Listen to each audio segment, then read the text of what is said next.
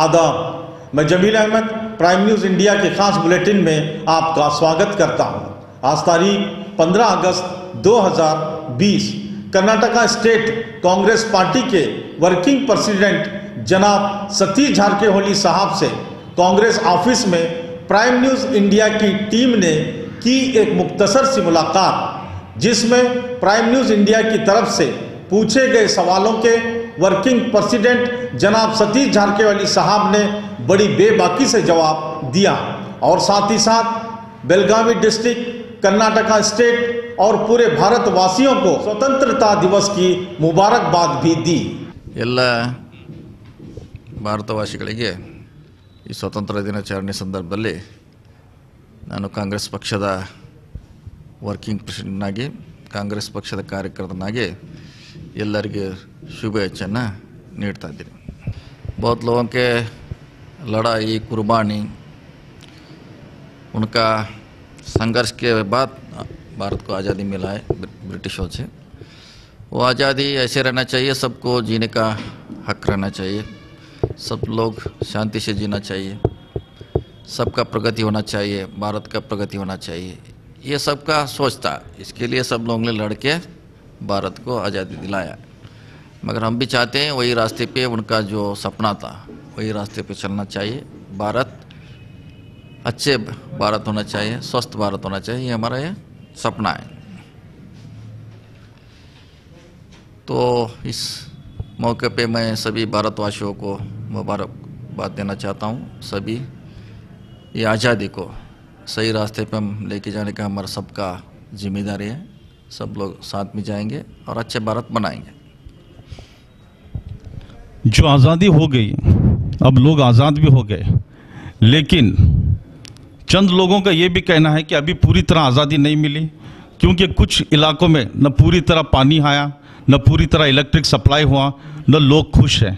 ऐसे हालत में जो भी गवर्नमेंट आती है हिंदुस्तान में, चाहे वो कांग्रेस हो, चाहे अब बीजेपी की गवर्नमेंट हो, इनको और कुछ करना चाहिए लोगों के लिए। और बहुत कुछ करने का बाकी है और थोड़ा टाइम शायद लगेंगे, क्योंकि एक ही टाइम तो सब नहीं होता है। इंतज़ार करेंगे, मगर उसको एक डेडलाइन होना चाहिए, कब तक आप डेवलपमेंट करेंगे। एक तो उसको डेडलाइन होना चाहिए, ब्लॉक होना चाहिए, उसके बाद डेवलपमेंट हो जाएंगे। नहीं तो हम अभी डेवलपमेंट बाकी काम तो रुक जाएंगे।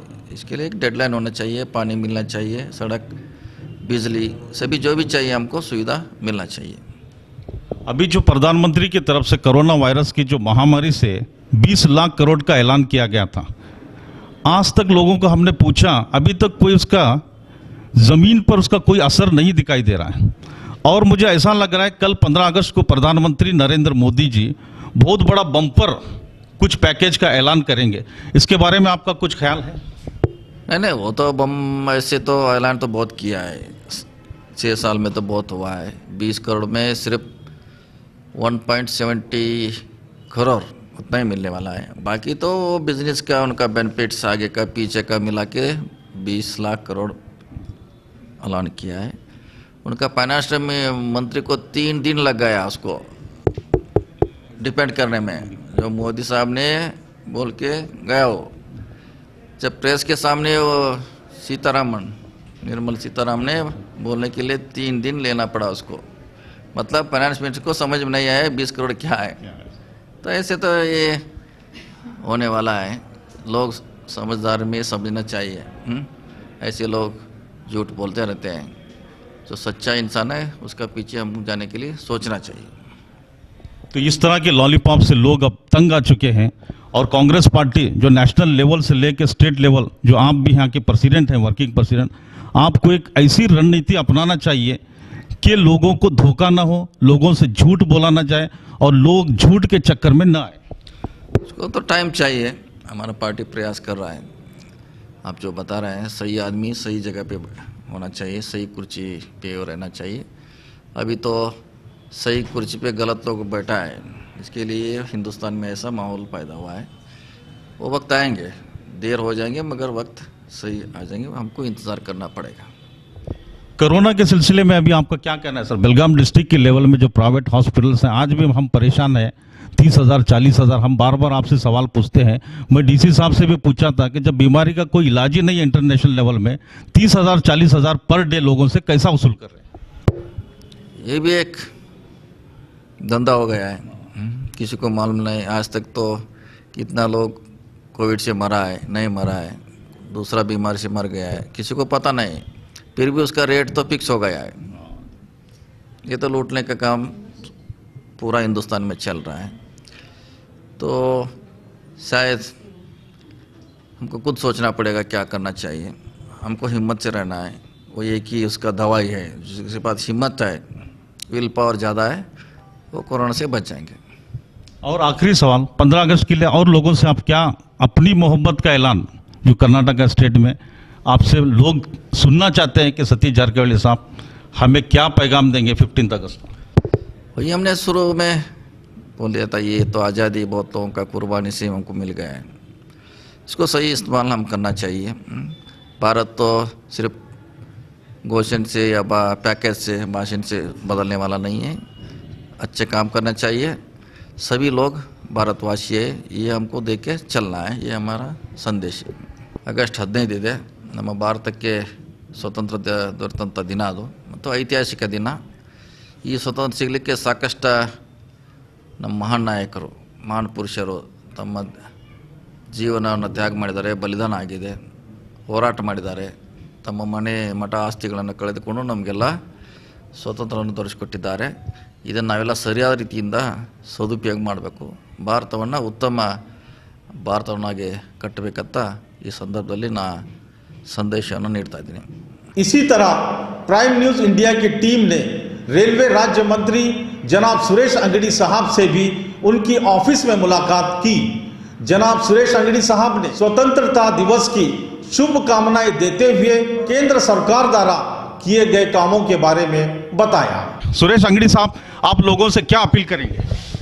मैं 15 अगस्त के लिए सभी को शुभकामना देता हूं और आदरणीय प्रधानमंत्री श्री नरेंद्र मोदी जी उद्बोधन करेगा और कल भी बात की है फेसलेस टैक्स के लिए सभी को एक विशेषता दिया है. फेसलेस फेयरलेस जो भी बिजनेस करने वाले लोग हैं उनके लिए आराम से इस देश में प्रामाणिक से टैक्स भर के बिजनेस करने के लिए अवसर दिया है. ये 73 इयर्स में कोई भी नहीं किया था, हमारा प्रधानमंत्री किया. इसके लिए देशवासियों को इसके लिए शुभकामना देता हूँ. इसके अलावा हमारा रेलवे से प्रधानमंत्री का सोच था, किसान का रेल छोड़ दिया है, किसान के इनकम दुगुन किया है, आदाय उनका दुगुन किया है. ये ऐसा सभी हर वर्ग के लिए, गांव गरीब किसान कोई भी प्रधानमंत्री किया है तो आदरणीय प्रधानमंत्री श्री नरेंद्र भाई मोदी ने किया है. इसके लिए मैं देशवासियों को 130 करोड़ लोगों के लिए इस अवसर पर शुभकामना देता हूं. और आने वाला दिन में भारत दुनिया में सबसे बड़ा ताकतवर देश होने के लिए ये बहुत बड़ा अवसर हमको मिलेगा. आत्मनिर्भर सभी को प्रधानमंत्री उद्बोधन करके बोल दिया है, सभी आत्मनिर्भर होना चाहिए. हर व्यक्ति उनका आत्मनिर्भर होना चाहिए. Vocal for local, local to global, ये ऐसा काम करके हम भारत को आगे लेके जाएंगे. क्या 15 अगस्त को हमारे प्रधानमंत्री नरेंद्र मोदी, जो हिंदुस्तान के बहुत ही स्ट्रांग यानी दुनिया के स्ट्रांग प्रधानमंत्री है, कुछ वैक्सीन का ऐलान करेंगे कोरोना के? उसके बारे में वर्ल्ड हेल्थ ऑर्गेनाइजेशन अलग अलग देशों में ये है, ये प्रधानमंत्री के मालूम है. ये उसके बारे में हम कोई भी नहीं बोल सकता है. और कोरोना की वजह से जो प्रधानमंत्री अभी बोल दिया है, 2 गज दूर, सोशल डिस्टेंस मेंटेन करना, मास्क पहनना और आपका आरोग्य आप ठीक से रख के रखना, ये प्रधानमंत्री बोल दिया. वो इसमें आप काम करके लोगों के लिए, उनका आरोग्य के लिए वो रक्षा करने के लिए हम विनती करेंगे. आप इतने बड़े एमपी हैं, आपके लोगों के दिलों में आपकी बहुत मोहब्बत है. वही एक सवाल पूछता हूँ, जो प्राइवेट हॉस्पिटल्स है कोरोना के पेशेंट बोल के 30,000 40,000 50,000 पर डे जो चार्ज लगा रहे, क्या ये सही है देश में?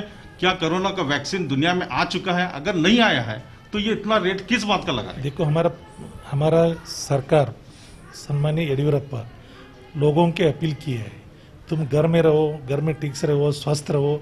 और खाली ये कोरोना की वजह से हॉस्पिटल्स नहीं लिया है. थोड़ा बदमाश लोग डॉक्टर के ऊपर हल्ला किया है, एम्बुलेंस जलाया है। ऐसा करने से लोगों में डर है। इसके लिए हर हॉस्पिटल, हर डॉक्टर वो सेवा करने का अवसर ये मिला है। मैं विनती करता हूँ डॉक्टर लोगों से, लोगों को, गरीबों को तकलीफ मत दो। तुम भगवान जैसा मानते हैं लोग, तुम लोगों को सेवा करने में लगो और पैसे के पीछे मत लगो बोलकर मैं भी विनती करता हूँ। हमने सुना प्रधानमंत्री मोदी जी कुछ बम्पर योजना का पैकेज का ऐलान करने वाले हैं, ये क्या सही है? कल देखेंगे। कैमरामैन शोएब मक्तेदार के साथ मैं जमील अहमद। तमाम खबरों को सबसे पहले देखने के लिए जुड़े रहिए हमारे साथ और देखते रहिए प्राइम न्यूज़ इंडिया। जय हिंद।